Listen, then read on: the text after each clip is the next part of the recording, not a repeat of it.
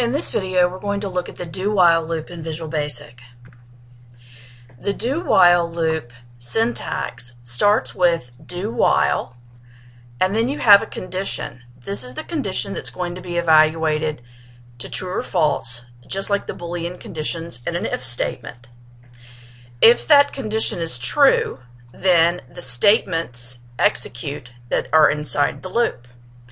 If they are false, then the compiler is going to drop out of the loop and the next statements will be executed.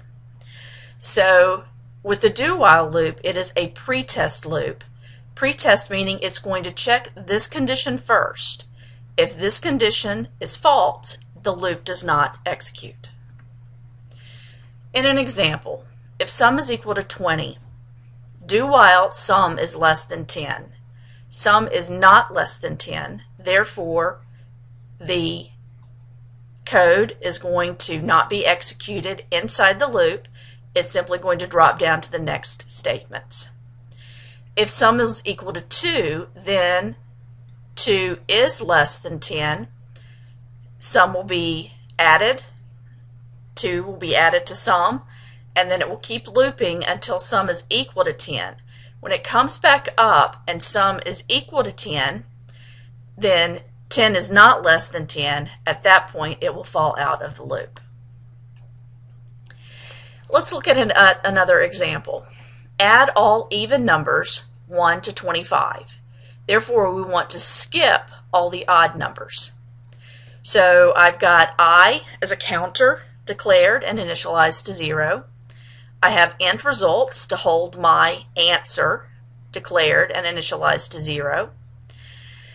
Then I have a loop that says do while I is less than 25. And then int result is equal to int result plus 1. That is going to be my accumulator that's going to hold my answer. And then because I want every other number, I'm going to increment I by 2. So it's going to go 0, because that's where I started, 0, 2, 4, 6, 8, 10, and all the way up until it gets to the point where it's going to evaluate I as less than 25. So when I becomes 26, then it's no longer true and it will fall out of the loop. So let's look at this in actual code. So I already have the statement running, and I have a Boolean expression here.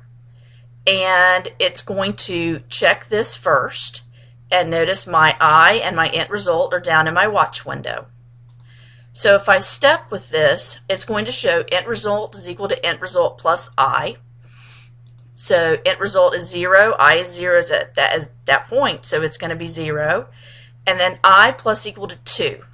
So I becomes 2, notice down below. And it hits the loop, which is the end of it, and it pops it back up. It's going to check that condition again. I less than 25. Yes, I is less than 25. So it's going to go down. Result equals result plus I. So it adds 2 to that 0, and int result is now 2. Then I plus equal to 2.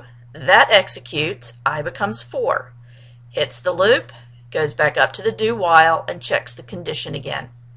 So I'm just going to keep clicking through this so that you can see how the values change.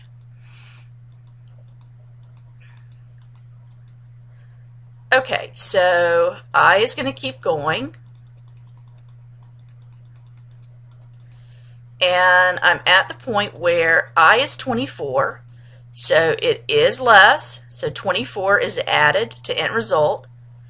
I becomes 26, so it says I is do while I is less than 25. It is no longer, so it went out of the loop and it gets to my end sub because that's the next line of code.